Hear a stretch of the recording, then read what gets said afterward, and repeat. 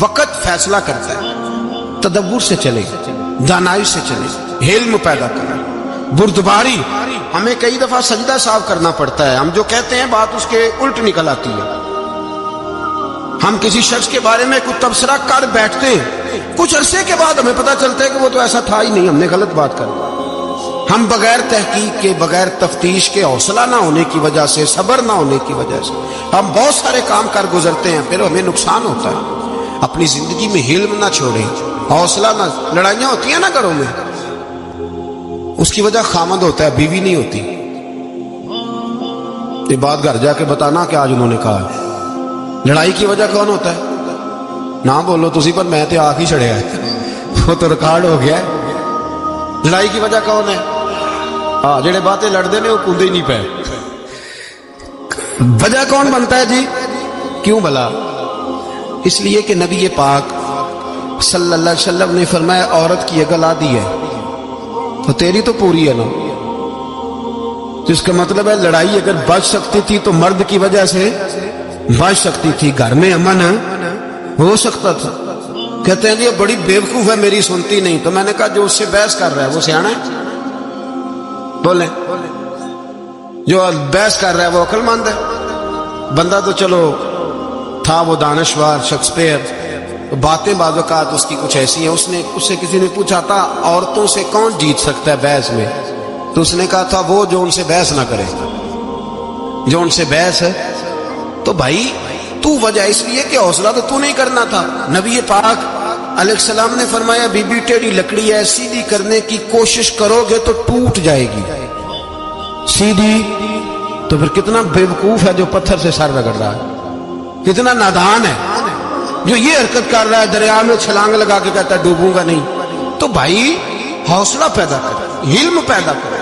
بہت ساری ایسی باتیں کرے کہ جس میں اشتعال آئے گا. فٹافٹ 3 لفظ طلاق کے دے دیے, اب بھاگا گیا مفتی صاحب کے پاس, او ہو 4 بچوں کا کیا بنے گا. اور یہ بات پکی ہے کہ بچوں کو صرف ان کی ماں ہی پال سکتی ہے, ان کی ماں. وہ بات مجھے نہیں بھولتی, ایک شخص نے بیوی کو طلاق دے کے دوسری شادی کی. اس کا بیٹا تھا 10 سال کا.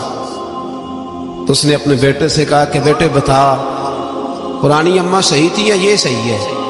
اس نے کہا نہیں ابا وہ تو جھوٹ بڑے بولتی تھی, یہ صحیح ہے. وہ جھوٹی تھی, وہ جھوٹ بڑے بولتی تھی میری سگی اماں, یہ سچ بولتی ہے. اس نے کہا وہ کیسے؟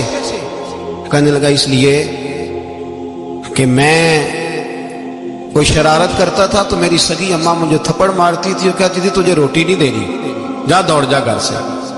تو میں دوڑ جاتا تھا تو جھوٹ بولتی تھی نہیں دینی, پھر آدھے گھنٹے کے بعد مجھے ڈھونڈنے لگ جاتی تھی, ڈھونڈ کے لاتی تھی, پھر میری منت کرتی تھی, پھر مجھے کہتی تھی نہ مجھے ستایا کر, پھر میرا ماتھا چومتی تھی, پھر میری مرضی کا کھانا بنا کے دیتی تھی, پھر میرے منہ میں لقمے ڈالتی تھی. جھوٹی تھی, پہلے کہتی ہے نہیں دینی, پھر پیچھے بھاگتی ہے. یہ سچی ہے.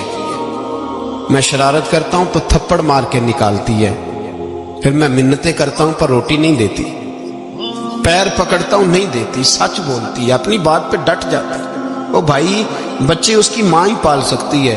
تو نے 3 جملے کہتے سوچا ہی نہیں, تیرا کا گیا تو یہ تو نئی بیوی ملے گی, اور اس کا بھی کیا گیا, اس کو بھی شاید شوہر مل جائے. ان پھولوں کی پرورش صرف ان کا مالی کر سکتا ہے, دوسرا کر سکتا. تو تو نے حوصلہ ہی نہیں کیا. ٹھیک ہے غلطی بیوی کی تھی, پر تو مرد تھا نا, تیرے پاس تو دلیری تھی.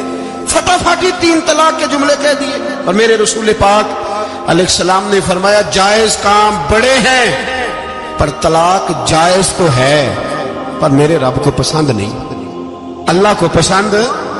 تو نے مالی بگا دیا جس نے تیرے گھر کا باغ سینچنا تھا. تو بھائی یہ حوصلہ نہیں.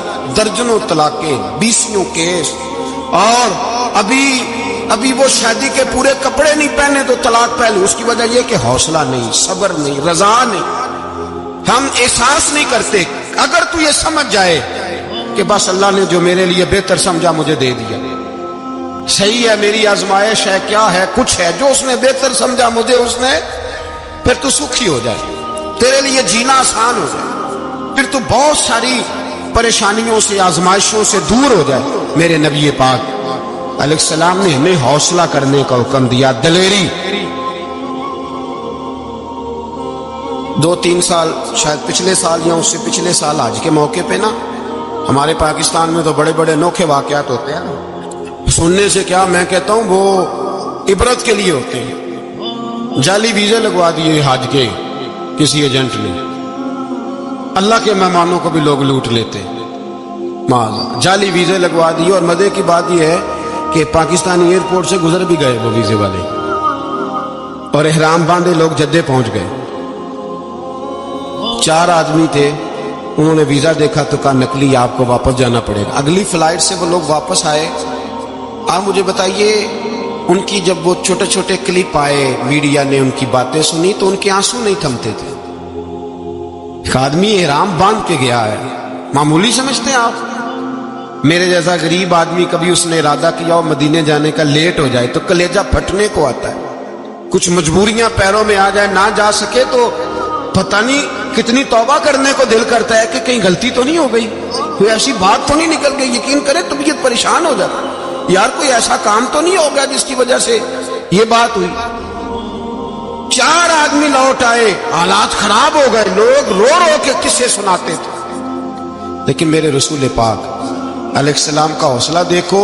حضور کعبے کا بھی کعبہ، حضور مالک، حرم کے مالک مطلق، جن کے صدقے اللہ نے کعبہ کو بیت اللہ بنایا۔ حاجیو آؤ شہنشاہ کا روضہ دیکھو، کعبہ تو دیکھ چکے اب کعبے کا بھی کعبہ دیکھو۔ حضور 1400 صحابہ کو لے کے گئے عمرہ کرنے، مقام حدیبیہ پر پہنچے تو کافروں نے روک لیا، ہم عمرہ نہیں کرتے۔ تو اور میں خادم اور جو وارث و مالک ہیں 1400 صحابہ، ہم نہیں عمرہ کرنے دیتے، واپس جائیے۔ صلح لکھی جا رہی ہے، صلح کی شرطیں کیا ہیں؟ مکے سے کوئی آدمی غلطی سے بھی مدینے چلا گیا، مکے کا آدمی تو مسلمان اگر ان کے ظلم سے تنگ آ کے، مکی مسلمان کافروں کے ظلم سے تنگ آ کے مدینے چلا گیا تو مدینے والے واپس کریں گے، اور اگر مدینے سے کوئی شخص غلطی سے بھی مکے چلا گیا تو مکے والے واپس نہیں کریں گے۔ اتنی سخت شرائط۔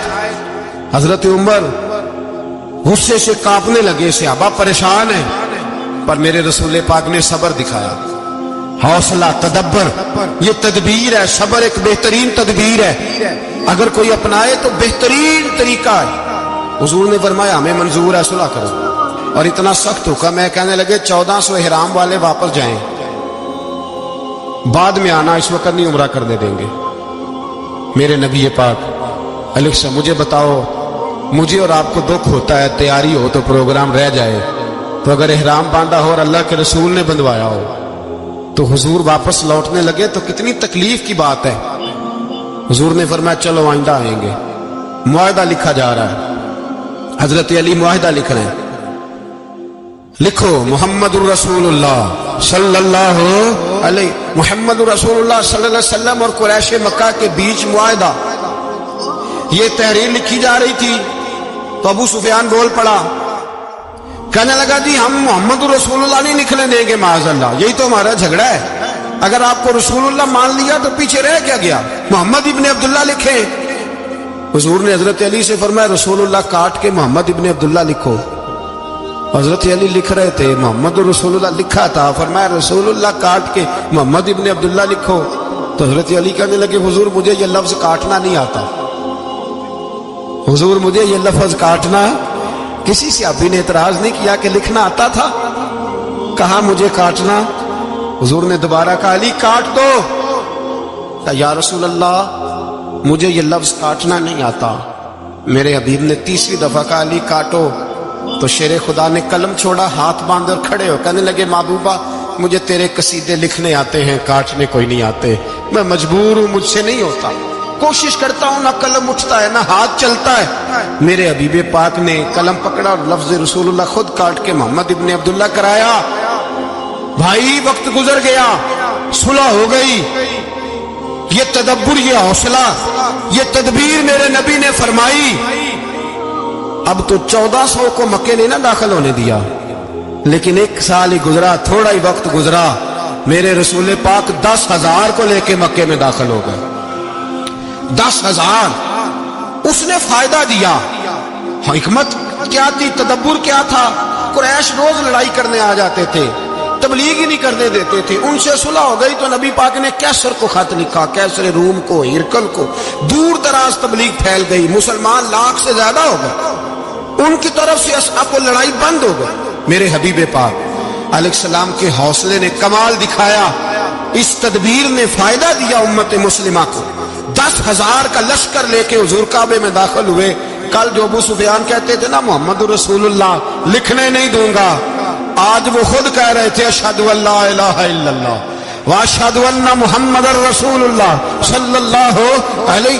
کل جو کہہ رہے تھے کہ میں یہ لفظ نہیں لکھنے دوں گا, آج ابو سفیان کی حویلی میں لاکھوں لوگ, ہزاروں لوگ بیٹھے تھے اور سارے کہہ رہے تھے محمد الرسول اللہ محمد الرسول اللہ محمد الرسول اللہ صلی اللہ علیہ وسلم.